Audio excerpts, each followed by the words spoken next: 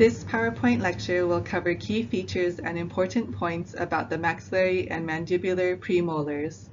The corresponding chapters in your Wheeler's textbook are chapters 9 and 10. Please read them to learn more in detail about these teeth, and remember that information from the book can also appear on your exams. You may recall from my first lecture that I mentioned premolars are succedaneous teeth. That means they are teeth that come in to replace a primary tooth. So a permanent premolar will take the place of the first and second primary molars. I also mentioned from the first lecture that in the past, premolars were called bicuspids, but now they are not or shouldn't be because some can have more than two cusps, as we will see later on in this lecture. From this slide, I would like you to remember that from the mesial to distal diameter, the premolar teeth on the upper and lower for both first and second usually average about 7 millimeters. And this 7 millimeter measurement is taken from the contact area between the teeth. So before we called them the proximal area, and a more key term we use is interproximal contact. So this refers to the space in between the teeth, and the place where the teeth touch is called the contact, so it's the interproximal contact. We can also sometimes refer to this area as a height of contour because that's the part of the tooth that's standing out or the highest point from the proximal area.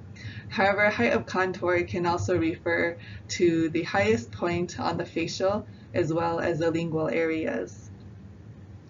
The second point on this slide that I'd like to point out is the eruption of these teeth at 10 to 12 years of age.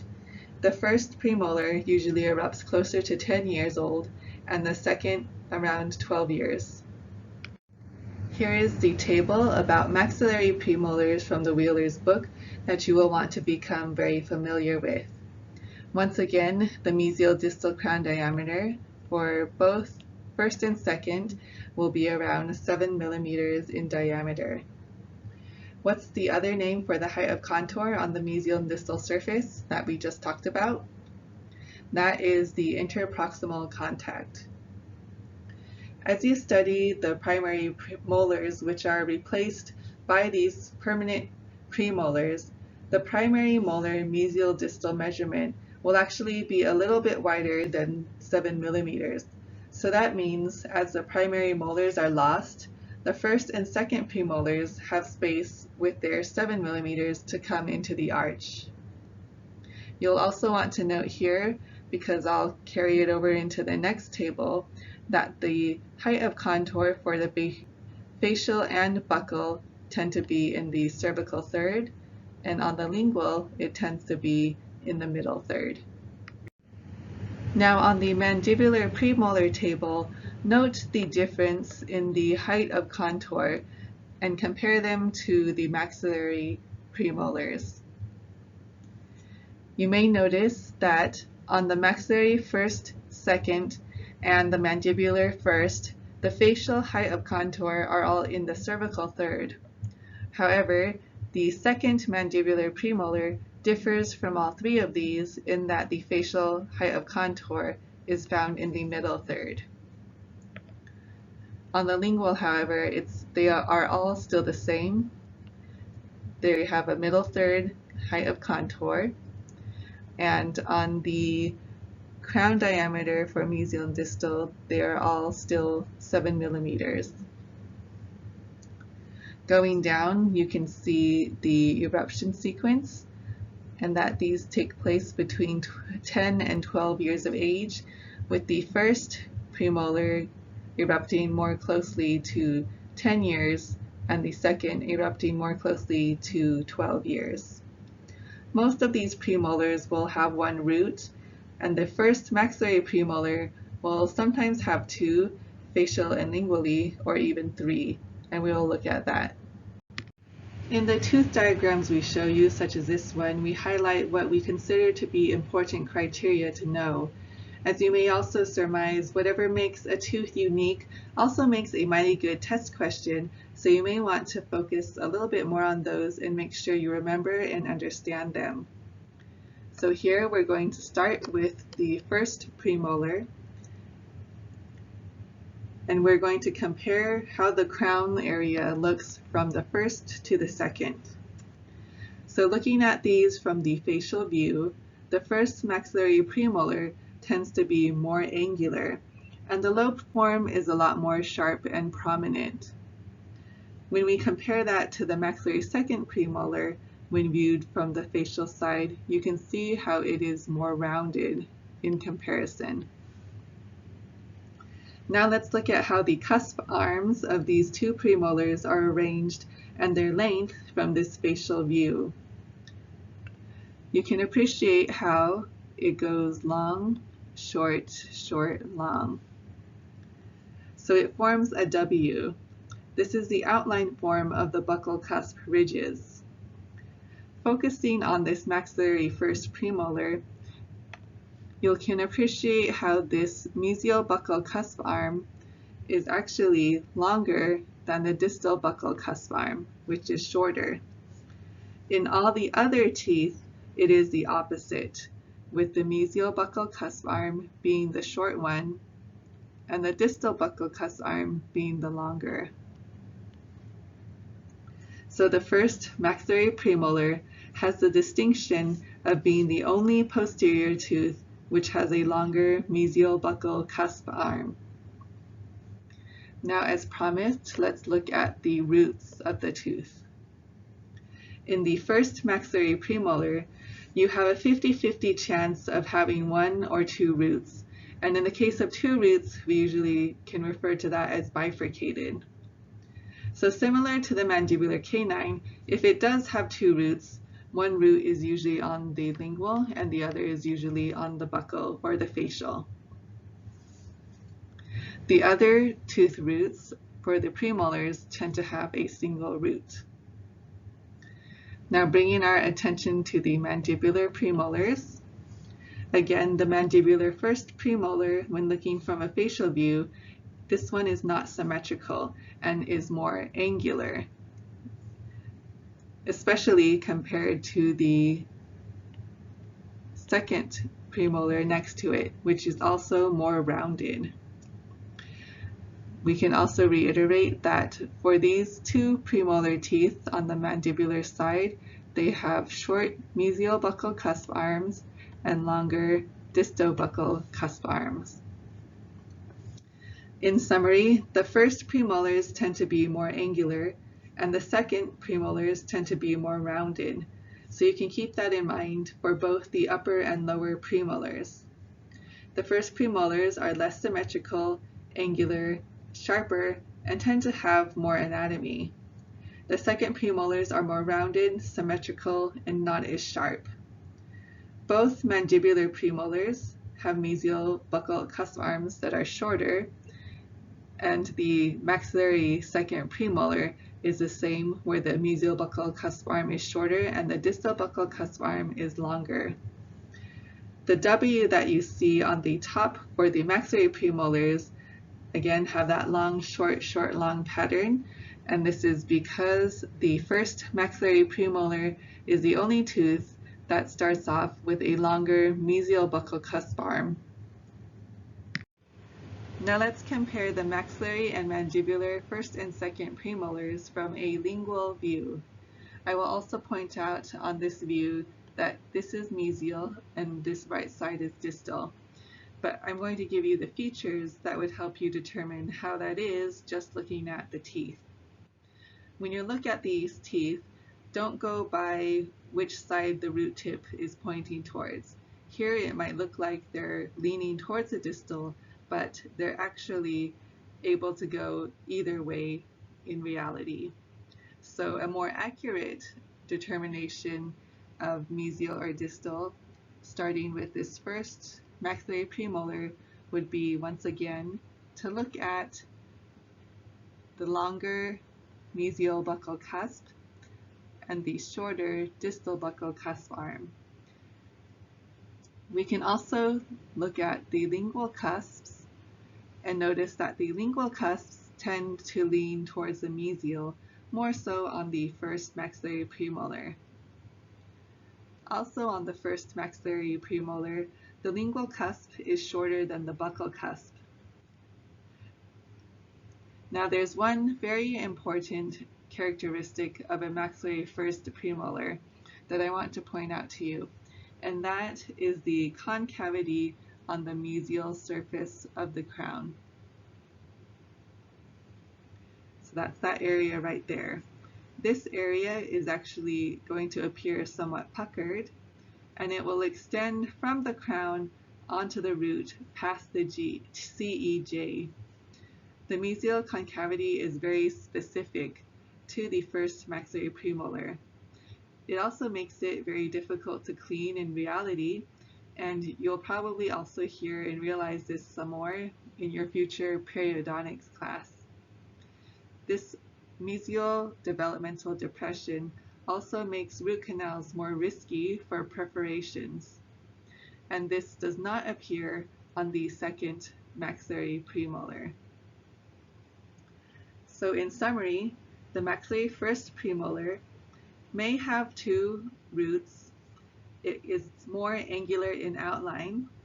It has a mesial developmental depression and a longer mesial buccal cusp arm. The lingual cusp also has a more prominent slant towards the mesial. As for the second maxillary premolar, this tooth tends to have a more round outline. It has no concavity on the side of the crown or the root.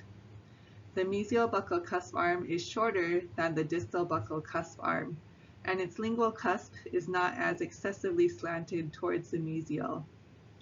The maxillary second premolar generally has a blunted or one single root, which can be ribbon-shaped, oval, round, or more symmetrical. And we'll also look at that root form more later on. As a note, we're not going to try to trick you by giving you a 2 or 3 rooted maxillary second premolar. If you see a premolar that has 2 or 3 roots, then you can assume that it's going to be a maxillary first premolar when it comes to your tooth ID test. However, sometimes you may have a 1-rooted premolar, and that can be either the first or the second maxillary premolar. So you'll have to look at the other features on the crown and the cusps to determine which one it is.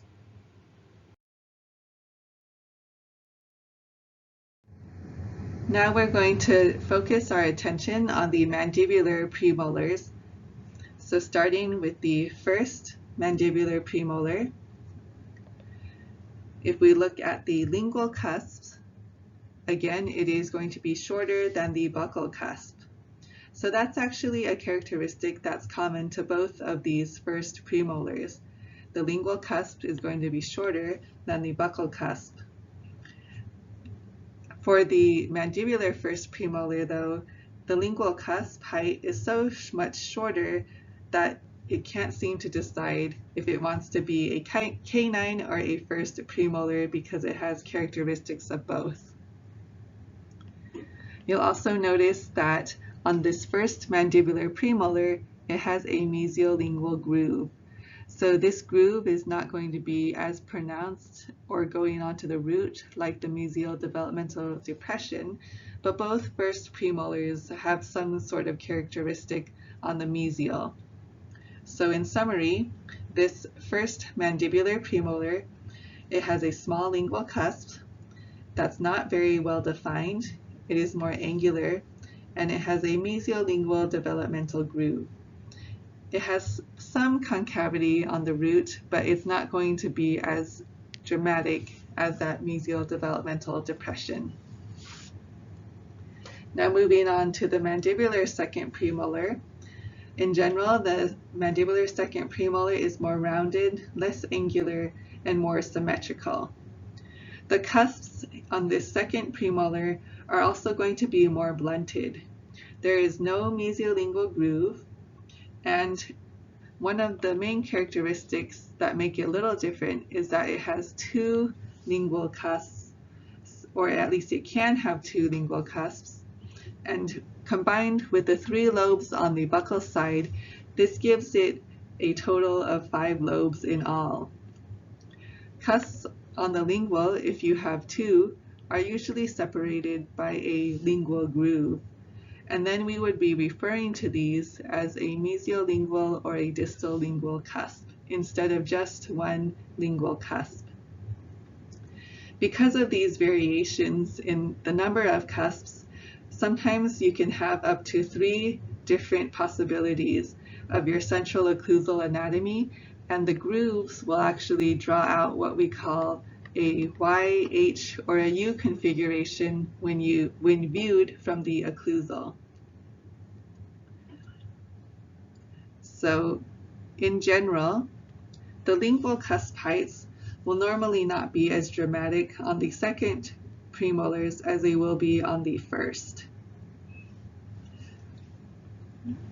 If we want to look at the cusp arms again as well, remember that the mesial cusp arm is going to be shorter than the distal cusp arm for both, and that you can also use the lingual cusp as a way to identify which side is mesial or distal, as they tend to point towards the mesial. Also, if you do have 3 cusps, the mesiolingual cusp tends to be larger, and that can also help you identify the mesial side. As far as the roots go for the mandibular premolars, there's actually not a lot of variation, and they tend to just be single-rooted. Now, going back to that tooth ID test, your thought process as you go through that will be to identify if it's a maxillary tooth or a mandibular tooth, an anterior tooth or a posterior tooth, or if you're looking at the right or left side, and which side is mesial or distal in order to figure out the tooth number. So with these details that I just told you, you'll look for things like the mesiolingual groove or the mesial marginal groove or a larger mesiolingual cusp, and those types of things will help you to distinguish which side is the mesial side. Now let's look at the occlusal pattern of the premolars. Starting at the second premolar, you can see that it is more rounded or symmetrical. It is also sometimes described as more shield-shaped, as we note the line angles on the mesial buccal and distal buccal. The first premolar is more angular and defined. When considering the cusp tips,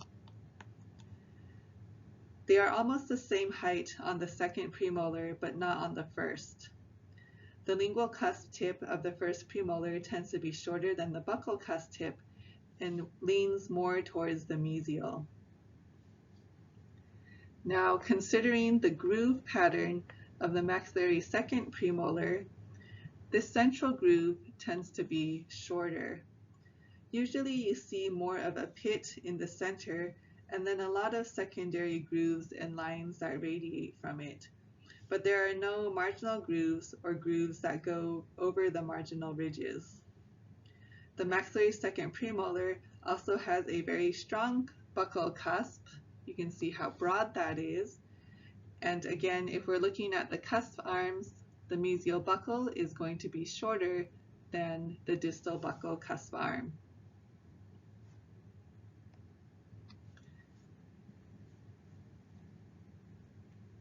If we stand on the right side of this diagram and we grab this second maxillary premolar and pull it towards ourselves and kind of scrunch it down, we would actually get what looks more like the first premolar with the long central groove forming right where that mesial marginal groove collapses and puckers into the tooth. So this mesial marginal developmental groove is so pronounced that it extends down onto the root past the CEJ and becomes what we saw earlier as that mesial developmental depression on the root. So with this kind of imagination, we just took the round and very symmetrical second premolar, bent it, and now the lingual cusp is pointed and twisted towards the mesial. The mesial buccal and distal buccal line angles are also more pronounced. So in summary, the first premolar has 3 lobes on the facial and 1 lobe on the lingual. So that makes a total of 4 lobes. One of the most important features of the first maxillary premolar is the mesial concavity of the crown, which is puckered. The long developmental groove slides over the mesial marginal ridge and it ends on the root. And then the lingual cusp points towards the mesial. For the second premolar, we usually have a shorter developmental or central groove. Sometimes it is also a single pit with more supplemental grooves, and the second maxillary premolar tends to be more symmetrical.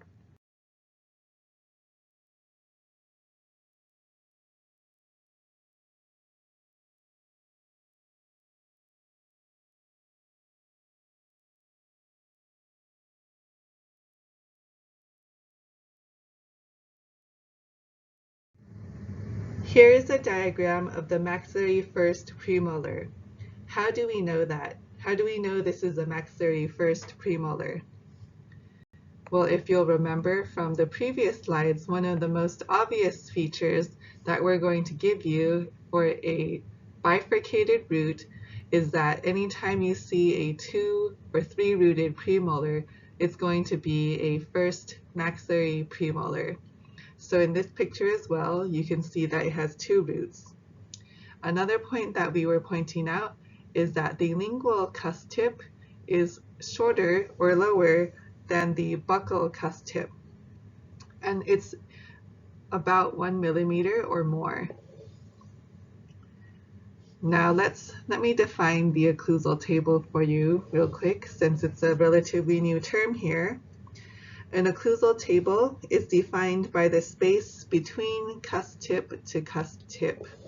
So everything in between the highest part of these 2 cusp tips is the occlusal table. Next, we're going to talk about the contact area. So here, the interproximal contact area and the height of contour, where it's touching the tooth next to it, that's shown by this hash mark here. So it's slightly buccal to the central groove of the occlusal, and it's in the middle third of the crown. This contact area is usually elliptical, circle, or triangular shaped. It's usually not going to be just a pinpoint of contact. It's an area of contact. Also, if you're on the mesial, the contact area tends to be smaller than on the distal because of the angulation and angular contours of the tooth. Now let's focus on the height of contour for the lingual and the buccal surface. The height of contour for the lingual surface, let's change the color here. So for here, the lingual height of contour is in the middle third of the crown. That's where the crown comes out the most. On the buccal height of contour, the highest part of the crown is around the cervical third.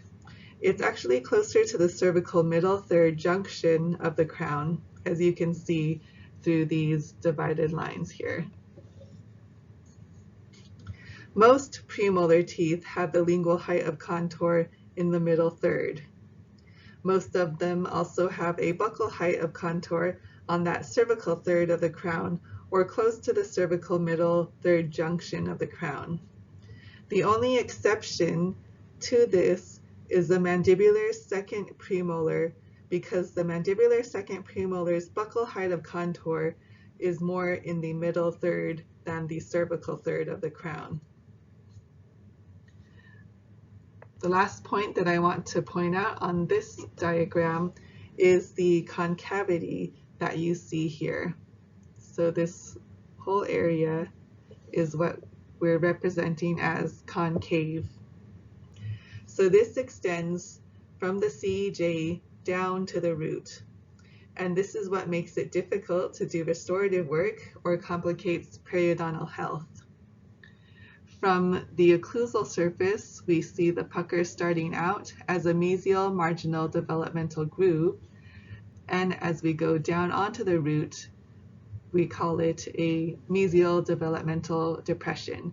So make sure you have your terms clear as you study and define them. In this picture, all of these teeth depict maxillary first premolars and some of their variations. When you look at just these teeth, can you tell which side is mesial and which side is distal? Note the strong mesial marginal groove on the mesial surfaces. Now tooth number 5 is this tooth right here. However, this is a single-rooted maxillary first premolar. So how do you know that it's a maxillary first premolar if it doesn't have two roots and it's only a single root? By seeing that the lingual cusp is shorter than the buccal cusp, you can tell that this is a maxillary first premolar. Another sign that you may note is the mesial concavity and the shadowing, as well as that mesial marginal groove. And all of these features will help point you to the fact that this is a maxillary first premolar with the mesial side facing us, so this is tooth number 5. Conversely, you can see the mirror of this maxillary first premolar. So this tooth is tooth number 12. We're going to hone in now on the maxillary second premolar and give you a brief overview because this tooth doesn't have as much anatomy as the first one did. You'll notice that this has a single rounded root. As we discuss the lingual and the buccal height of contour, the lingual is found in the middle third and the buccal is found towards the cervical third. Notice on a maxillary second premolar, there is no mesial marginal groove. That's a special feature of the first premolar. When you look at the cusp heights, unlike the first premolar, the second maxillary premolar is much closer together, 1 millimeter or less, and almost even, almost at the same level. The contact area, where it would contact the other tooth adjacent to it, is in the middle third and also buccal to the central groove. Before we go down to the mandibular premolars, let's look at the root and pulp structures between the first and second maxillary premolar. Down here on number 12 in diagram A, we have what we would call a kidney bean shaped root. So this is what you would see if you take the tooth's cross section and you cut it at the CJ and you look down over the root. So this kidney bean shape tends to form because of that mesial root concavity. On the other hand, for the second maxillary premolar, if you were to take a cross section at the same place, you would get an oval or round shape. Both the first and second maxillary premolar have a chance of having multiple canals. Especially if there are two roots, then naturally the probability of having two canals is much higher. However, if it only has one root, or if it's the one root in the maxillary second premolar, it's still possible to have a split canal.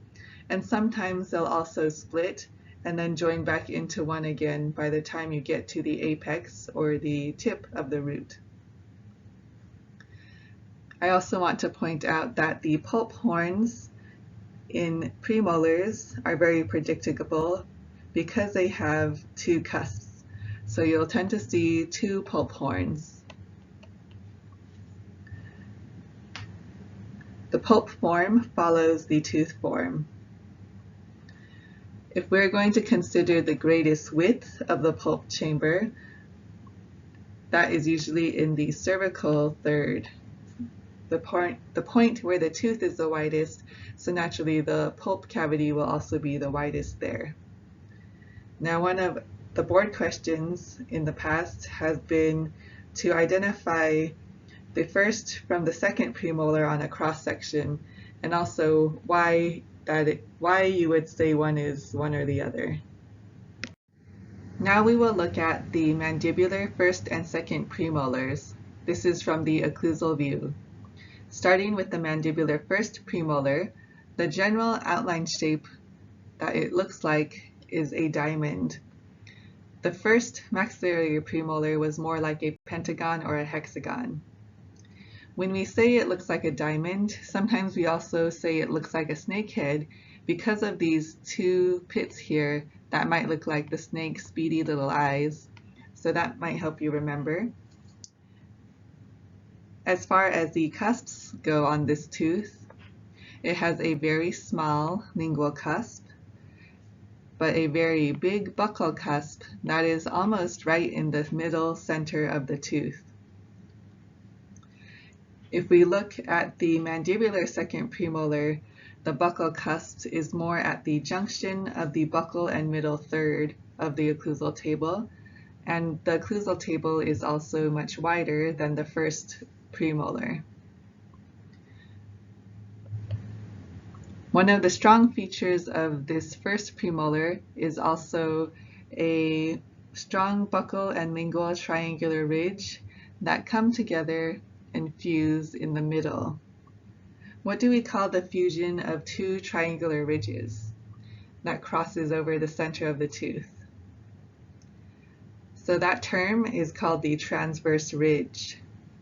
Because the transverse ridge of this mandibular first premolar is so prominent, that helps to make that mesial and distal pit instead of a central groove that crosses the middle of the tooth. Now going to the mandibular second premolar. On the left diagram, we have three cusps. This tooth has 5 lobes. There are 3 lobes on the top, and then 2 lobes on the bottom. So that makes for 5 lobes total. Because of this lobe formation, we have a Y-shaped central occlusal groove. On the other hand, if we have a 4-lobe form with 2 main cusps, or if the distal lingual cusp is just not very big or prominent, the central groove can have more of an H or a U form. So it can be pretty variable, but this tooth is still in general pretty symmetrical. When we have a mandibular second premolar, especially with the 2 prominent cusps on the lingual, it may have a lingual groove, but it will not have a mesial lingual groove like the first mandibular premolar often has. Let's focus on the mandibular first premolar, looking at the mesial surface for the mesial proximal view. We're going to start off looking at this buccal cusp and that buccal cusp tip in relation to the long axis of the tooth. It's almost right down the center of the tooth. Look next at the slanted occlusal table. It's slanting towards the lingual. We want to just note that the buccal height of contour on this tooth as well is in the cervical third, and in the lingual it's in the middle third. The lingual cusp is not very prominent at all. This tooth looks almost like a canine tooth instead of a premolar. You'll also want to note here that it has a mesiolingual groove, little one right there. And the mesial marginal ridge is slanted as well because this tooth is more angular and it's following the occlusal table. Now on the other side of this tooth is the distal. The distal marginal ridge is more occlusal or higher than the mesial marginal ridge. So that's a good way you can use to tell which side is mesial and which side is distal as well. Even though you can look over the mesial to see the distal, which is higher in this tooth, on the other teeth, usually you can look from the distal over that marginal ridge to see more of the occlusal surface instead. The mesial marginal ridges are usually a little bit higher, but the exception is this one mandibular first premolar.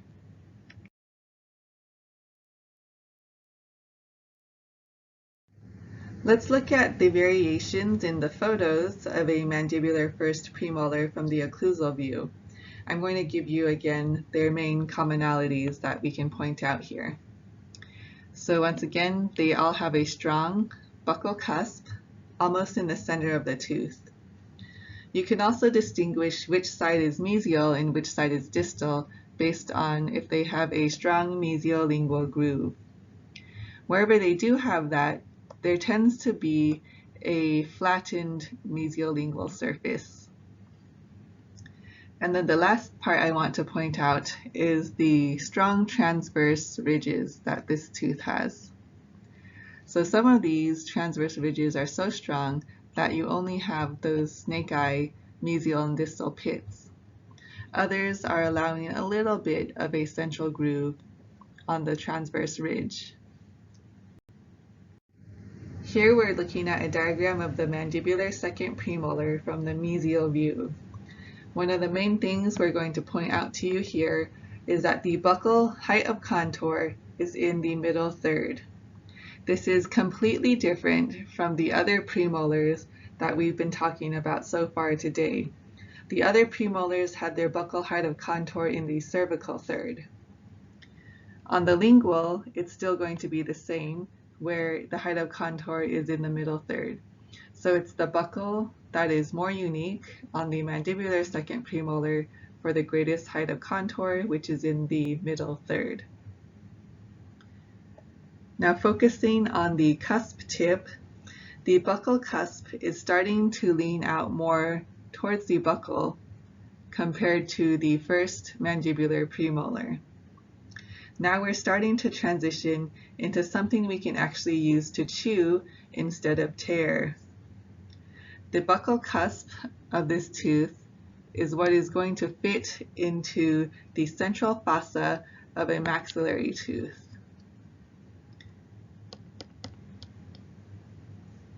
In normal occlusion, the buccal cusps of the lower teeth fit into the central fossa of the maxillary posterior teeth like a pestle into a motor. We call the buccal cusps of lower teeth supporting cusps. Another word is functional cusps. So let's give you a close-up of what I'm talking about. Once again, here we have the same lower premolar with the buccal cusp fitting into the central fossa of the maxillary tooth. So the buccal cusp of the mandibular tooth is what we call a functional or supporting cusp. Conversely, on the maxillary, it is going to be the lingual cusp that fits into the central fossa of the mandibular tooth. So on a maxillary tooth, the lingual cusps are with the supporting or functional cusps. As we transition into the chewing area of posterior teeth, note the relation of the buccal cusp position to the rest of the crown. So that is in the junction of the buccal and middle third. And the lingual cusp tips are more out towards the lingual third of the crown. And this trend tends to occur for the rest of the mandibular posterior teeth as well. It is the opposite on the maxillary cusp tips, where the lingual cusp of the maxillary is in the lingual middle third, and the buccal cusp is more out towards the buccal third of the crown. So do the lingual cusps of the mandibular teeth have any function at all? We call these non-supporting cusps, but they do have a function, especially in the molars. They help to hold this tongue out of the way. The lingual cusp kind of sticks out and keeps this tongue from getting onto the occlusal table. At the same time, we have a non-supporting cusp on the maxillary, which would be the buccal cusp. So what would those cusps do as a non-supporting or non-functioning cusp? The buccal cusp would help hold the cheek out of the way, so that when you're chewing, you don't bite your cheek because of this area that helps to hold it off. So supporting cusps on the lower are the buccal cusps, and supporting cusps on the maxillary teeth are the lingual cusps. Non-supporting cusps on the mandibular are lingual, and on the upper they are buccal. They each do have a function, even though they may be called non-functioning or non-supporting cusps. The last thing that we will look at today is the mandibular premolars, root forms, and cross sections. Before we do that though, you can appreciate how there is much more of an even horizontal occlusal table on the mandibular second premolar compared to the slanted occlusal table of the mandibular first premolar. So going into the pulp horns, on the mandibular first premolar, you can see how it only really has a prominent single pulp horn because of that prominent buccal cusp tip. On the second mandibular premolar, you may see 2 or even 3 pulp horns, depending on the form. When we go into the root form cross sections, those tend to be more oval with a single root canal.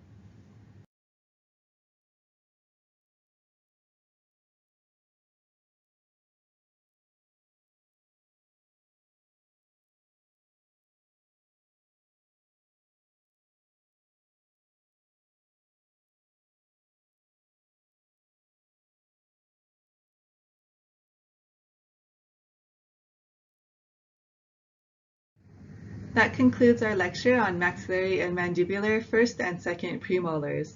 Please be sure to review the content and read the corresponding chapters in the textbook. And as always, let us know if you have any questions along the way. Thank you.